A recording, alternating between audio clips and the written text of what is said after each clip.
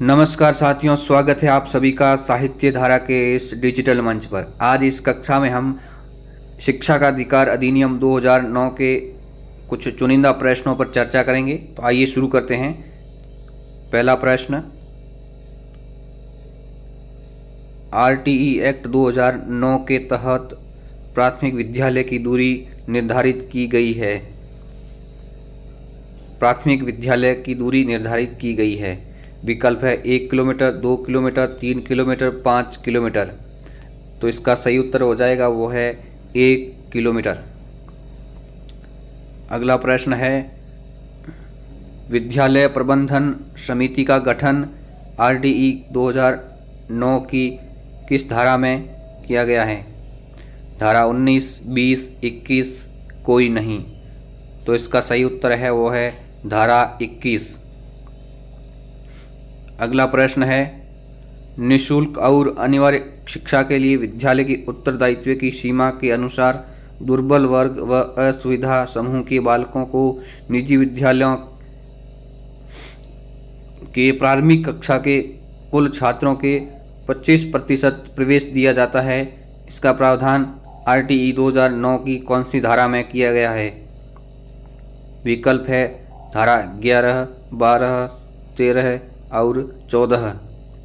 तो आइए देखते हैं इसका सही उत्तर क्या होगा। धारा 12 में ये प्रावधान किया गया है। अगला प्रश्न है, शिक्षक के लिए प्रति सप्ताह कार्य घंटों की न्यूनतम संख्या है 48 घंटे, 45 घंटे, 35 घंटे, 42 घंटे। तो इसका सही उत्तर हो जाएगा वो है 45 घंटे। अगला प्रश्न है, शिक्षक द्वारा प्राइवेट ट्यूशन पर रोक का प्रावधान। एक सरकारी शिक्षक प्राइवेट ट्यूशन नहीं करवा सकता। इसका प्रावधान आरटीई 2009 की किस धारा में किया गया है? विकल्प है धारा 32, 28, 29, 31।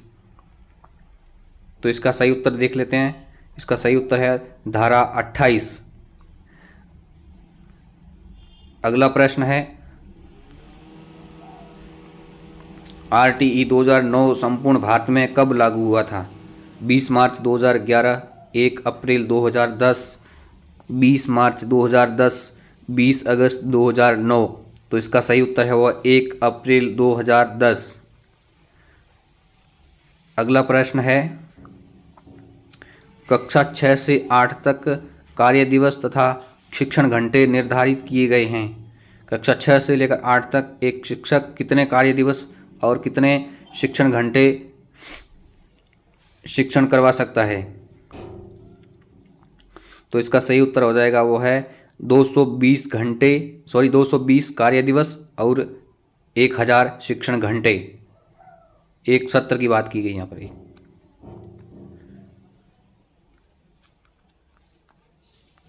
पूरे सत्र में 1000 घंटे, 220 कार्य दिवस। अगला प्रश्न है, बाल सभा आयोजित की जाती है। विद्यालय में जो बाल सभा होती है वो किस दिन आयोजित की जाती है?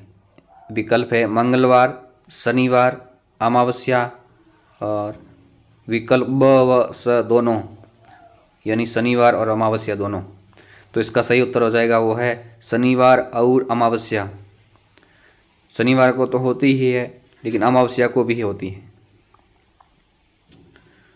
अगला प्रश्न है, 11वां मूल कर्तव्य जोड़ा गया कि माता पिता या अभिभावकों का यह कर्तव्य निर्धारित किया गया है कि वे 6 से 14 वर्ष तक की उम्र के बच्चों को शिक्षा का अवसर प्रदान करेंगे।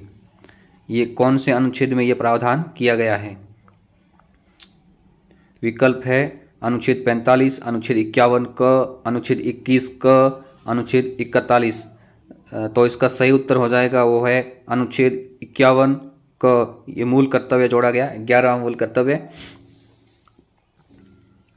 42वें संविधान संशोधन 1976 के द्वारा।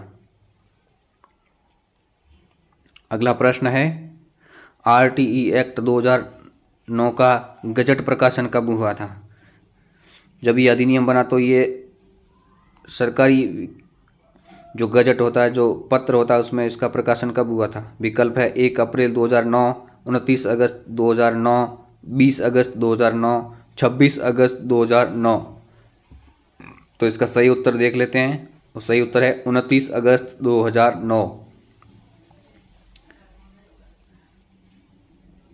अगला प्रश्न है, 18 वर्ष से अधिक बालकों को निःशुल्क शिक्षा की बात कही गई है। इसका प्रावधान किस अनुच्छेद में किया गया है? अनुच्छेद 41, अनुच्छेद 42, अनुच्छेद 45, अनुच्छेद 52। तो इसका सही उत्तर हो जाएगा वो है अनुच्छेद 41 में 18 वर्ष से अधिक बालकों को निःशुल्क शिक्षा की बात की गई है। ये राज्य के नीति निर्देशक तत्व आते हैं ना, अनुच्छेद 36 से लेकर 50 तक, 50 नहीं 51 तक, उसमें अनुच्छेद 41 आता है जिसमें 18 वर्ष से अधिक बालकों को निःशुल्क शिक्षा की बात कही गई है। अगला प्रश्न है, कक्षा 8 में 100 बच्चों से अधिक होने पर शिक्षक छात्र अनुपात निर्धारित किया गया है। अगर कक्षा 8 में 1 से 8 तक 100 से अधिक बच्चे हो जाएं तो शिक्षक और छात्र का अनुपात क्या होगा? 1 शिक्षक 30 छात्र, 1 शिक्षक 35 छात्र, 1 शिक्षक 10 छात्र, 1 शिक्षक 25 छात्र। तो इसका सही उत्तर हो जाएगा 1 शिक्षक 35 छात्रों के ऊपर 1 शिक्षक होना चाहिए अगर एक विद्यालय में 100 से अधिक छात्र हैं तो। अगला प्रश्न है, आरटीई एक्ट 2009 में अध्याय व धाराएं हैं। इस अधिनियम में कितने अध्याय और कितनी धाराएं हैं इसकी बात की गई है। 10 अध्याय 38 धाराएं, 7 अध्याय 2 धाराएं, 7 अध्याय 38 धाराएं, कोई नहीं। तो इसका सही उत्तर हो जाएगा 7 अध्याय और 38 धाराएं। ये बहुत मोस्ट प्रश्न है, इसको मोस्ट लगा देना।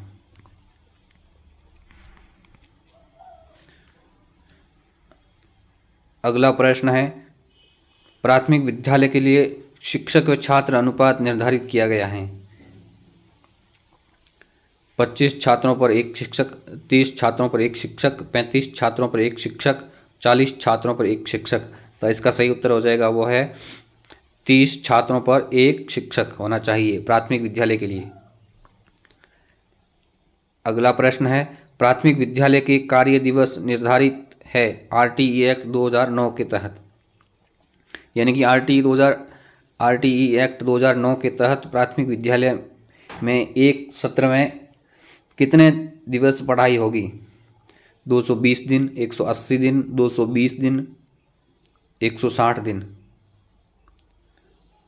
तो इसका सही उत्तर आ जाएगा वो है 200 दिन। ये प्राथमिक में 200 दिन होते हैं और उच्च प्राथमिक में 220 दिन होते हैं, कक्षा 6 से 8 तक, और कक्षा 1 से 5 तक 200 दिन होते हैं। अगला प्रश्न है, आरटीई एक्ट 2009 की किस धारा के तहत राष्ट्रीय सलाहकार परिषद का गठन किया गया है? धारा 32, 33, 34, 35। तो इसका सही उत्तर आ जाएगा वो है 35। अगला प्रश्न है, बालक को तुरंत टीसी प्रदान की जाएगी, इसका प्रावधान किस धारा में किया गया है? स्थानांतरण प्रमाण पत्र, धारा 4, 5, 12, 25। तो इसका सही उत्तर देख लेते हैं, वो है धारा 5 के तहत ये प्रावधान किया गया है। अगर बालक अपना टीसी या स्थानांतरण पत्र की मांग करे तो विद्यालय द्वारा उसको तुरंत प्रदान किया जाना चाहिए, ऐसा धारा 5 में कहा गया है। अगला प्रश्न, यशपाल समिति में कितने सदस्य थे? 10, 25, 30, 35। तो इसका सही उत्तर हो जाएगा वो है कुल 35 सदस्य थे। कोठारी आयोग का अध्यक्ष कौन था? लक्ष्मण सिंह, दौलत सिंह, स्वामी सिंह, प्रभुदान सिंह। तो इसका सही उत्तर हो जाएगा, जैसा कि नाम से स्पष्ट है, दौलत सिंह कोठारी। आपने नाम सुना होगा, तो सही उत्तर हो जाएगा दौलत सिंह कोठारी। अगला प्रश्न है, यशपाल समिति का उद्देश्य क्या था? खेल से शिक्षा, भ्रमण से शिक्षा, बिना बोझ शिक्षा, व्याख्यान शिक्षा। तो इसका सही उत्तर हो जाएगा वो है बिना बोझ के शिक्षा। विकल्प स बिना बोझ की शिक्षा। तो बस इस वीडियो में इतना ही। उम्मीद करता हूँ यह वीडियो पसंद आया होगा और इस वीडियो को अंत तक देखने के लिए आप सभी का हृदय की गहराइयों से प्रेम पूर्वक आभार।